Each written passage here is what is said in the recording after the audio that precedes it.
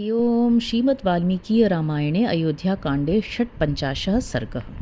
One की शोभा देखते दिखाते हुए श्री राम आदि का चित्रकूट में पहुंचना, वाल्मीकि जी का दर्शन करके श्री राम की आज्ञा से लक्ष्मण द्वारा पर्णशाला का निर्माण तथा उसकी वास्तु शांति करके उन सब का कुटी में प्रवेश।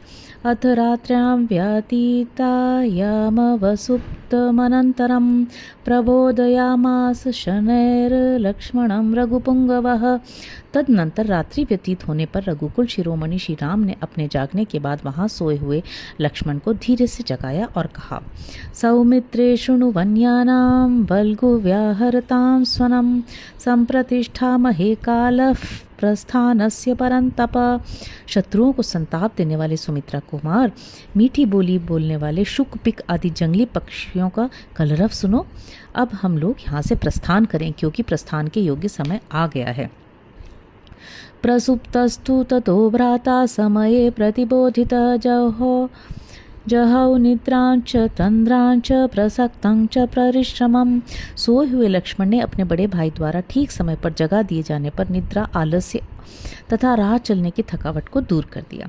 तत उत्थाय ते सर्वे स्पृष्ट्वा नद्या शिवं जलं पंथानं ऋषिभिर्जुष्टं चित्रकूटस्य तं ययुः। फिर सब लोग उठे और यमुना नदी के शीतल जल में स्नान आदि करके ऋषि मुनियों द्वारा सेवित चित्रकूट के उस मार्ग पर चल दिए।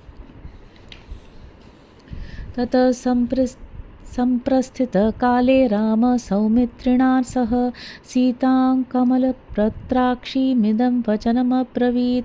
उस समय लक्ष्मण के साथ वहां से प्रस्थित हुए श्री राम ने कमल नयनी सीता से इस प्रकार कहा, आदीप्तानिव वैदेही सर्वतः पुष्पितान् नगान् स्वैः पुष्पैः किंशुकान् पश्य मालिन शिशिरात्यये।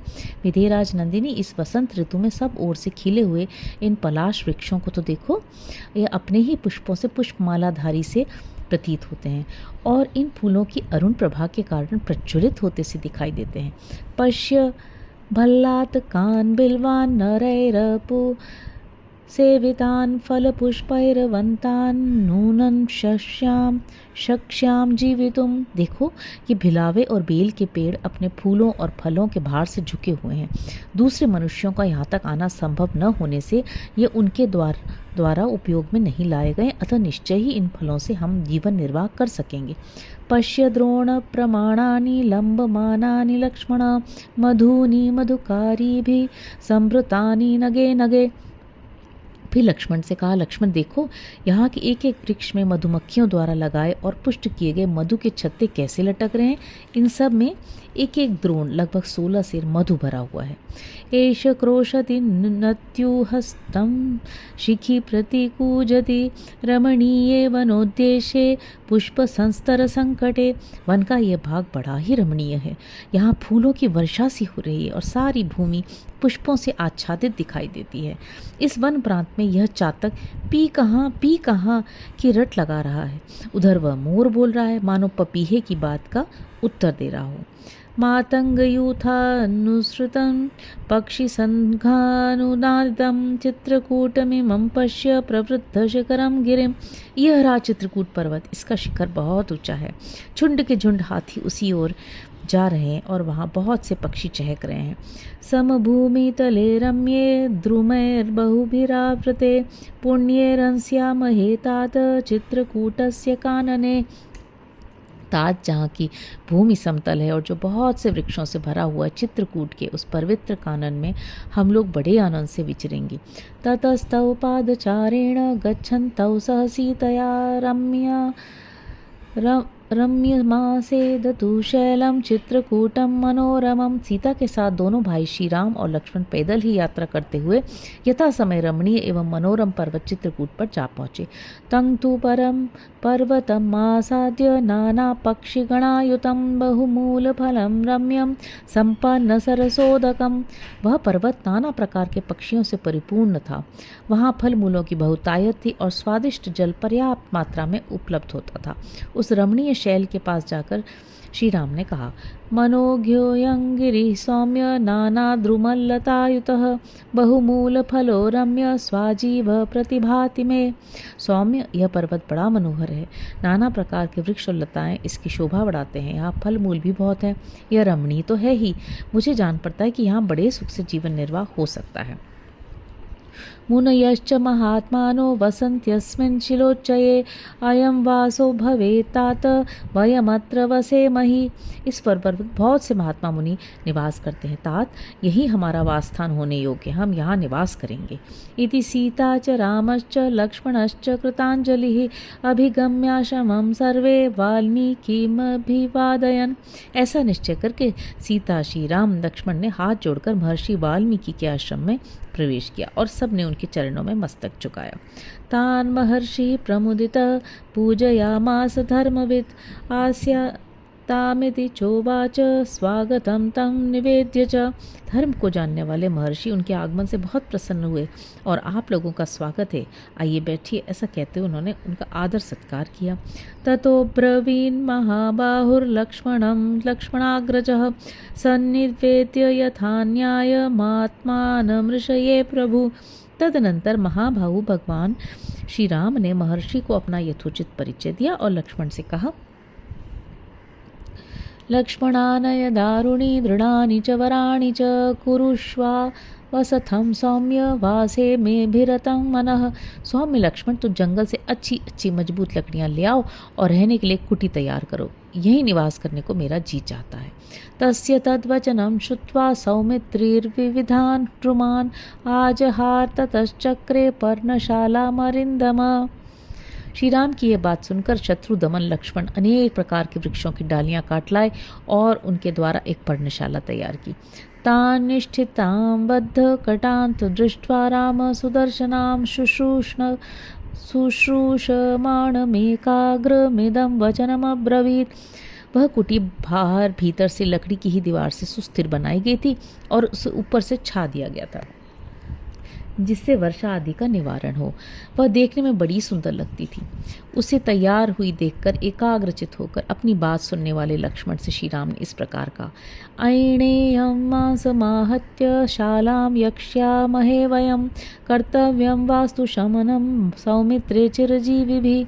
सुमित्रा कुमार, हम गजकंद का गूदा लेकर उसी से पर्णशाला के अधिष्ठाता देवताओं की पूजा करें, क्योंकि दीर्घ जीवन की इच्छा रखने वाले पुरुषों को वास्तु शांति अवश्य करनी चाहिए।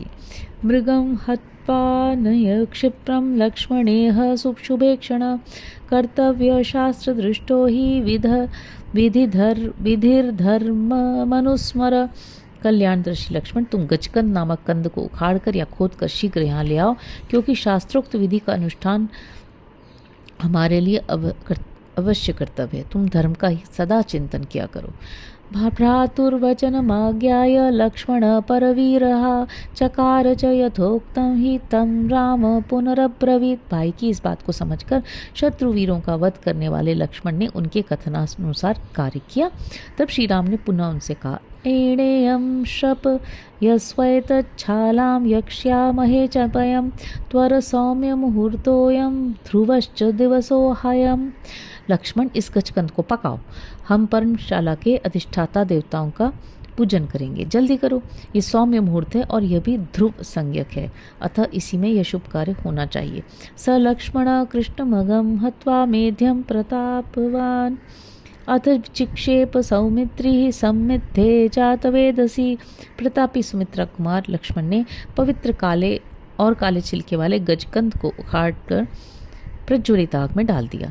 तत्तु पक्वं समाज्ञाय निष्टतं छिन्न शोणितं लक्ष्मण पुरुष व्याघ्रमत राघवमब्रवीत्। रक्त विकार का नाश करने वाले उस गजकंद को भली भांति पका हुआ जानकर लक्ष्मण ने पुरुष सिंह रघुनाथ जी से कहा, अयं सर्व समस्तांग श्रुत कृष्ण मृगो मया देवता देव संकाश यजस्व कुशलो ह्यसि।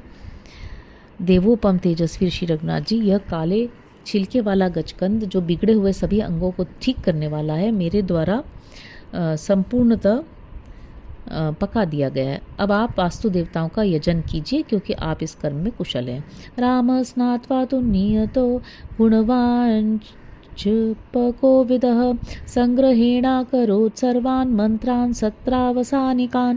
सद्गुण संपन्न तथा जप कर्म के ज्ञाता श्री रामचंद्र जी ने स्नान करके शौच संतोष आदि नियमों के पालन पूर्वक संक्षेप से उन सभी मंत्रों के पाठ और जप किया जिनसे वास्तु यज्ञ की पूर्ति हो जाती। इष्ट्वा देवगणान् सर्वान् विवेशावसथं श्रुति बभूव च मनोलादो रामस्यामित तेजसा। समस्त देवताओं का पूजन करके पवित्र भाव से श्री राम ने पर्णकुटी में प्रवेश किया। उस समय अमित तेजस्वी श्री राम के मन में बड़ा आह्लाद हुआ।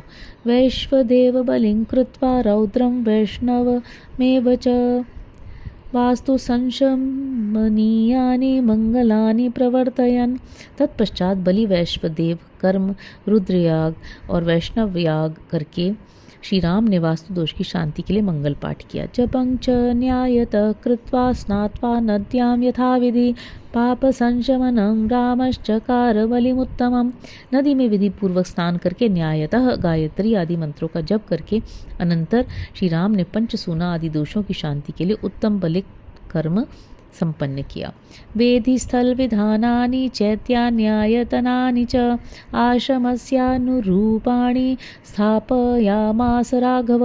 रघुनाथ जी ने अपनी छोटी सी कुटी के अनुरूप ही वेदी स्थलों, चैत्यों तथा आयतनों का निर्माण एवं स्थापना की। वेदी स्थल 8 दिक्पालों के लिए बलि समर्पण के स्थान, चैत्यों गणेश आदि के स्थान, आयतनों विष्णु आदि देवों के स्थान। तां वृक्षपर्णच्छदनां मनोज्ञां यथा प्रदेशं सुकृतां निवातां वासाय सर्वे विविशु समेता सभां यथा देवगणा सुधर्मां। वह मनोहर कुटी उपयुक्त स्थान पर बनी थी। उसे वृक्षों के पत्तों से छाया गया था। उसके भीतर प्रचंड वायु से बचने का पूरा प्रबंध था। सीता, लक्ष्मण और श्री राम सब ने एक साथ उसमें निवास के लिए प्रवेश किया, ठीक वैसे ही जैसे देवता लोग सुधर्मा सभा में प्रवेश करते। सुरम्यामासाद्य तु चित्रकूटं नदीं च तां माल्यवतीं सुतीर्थां ननन्ददृष्टो मृगपक्षिजुष्टां चहौ जहौ च दुःखं पुरविप्रवासात्। चित्रकूट पर्वत बड़ा ही रमणीय था। वहाँ उत्तम तीर्थ स्थान, सीढ़ी घाटों से सुशोभित माल्यवती मंदाकिनी नदी बह रही थी जिसका बहुत से पशु पक्षी सेवन करते थे।